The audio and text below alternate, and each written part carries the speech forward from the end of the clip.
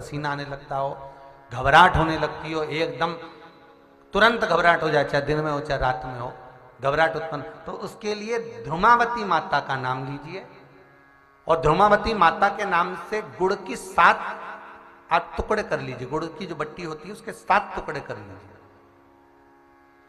और ध्रुमावती माता के नाम से जहां पर गौरी और शंकर दोनों विराजमान हो, गौरी और शंकर का मंदिर यदि आप दर्शन करेंगे तो शंकर भगवान का जहां शिवलिंग हो और शिवलिंग के साथ में पार्वती जी शंकर के साथ नीचे ही बैठी हो, सामने दीवार पर या ऊंचाई पर ना।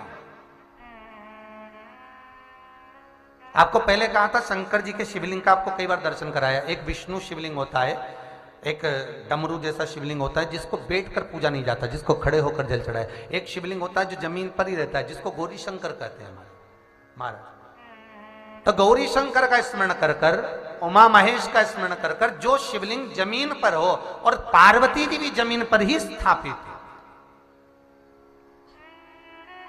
गौरी शंकर का स्मरण कर कर शुक्रवार के दिन शंकर भगवान पर प्रदोष काल में समय के शाम के समय पर सूर्य अस्त के कुछ ही क्षण में वो गुड़ की डिलियां आप शंकर भगवान को चढ़ा दीजिए और गौरी माता का स्मरण कर कर उसको उठाकर ले आइए।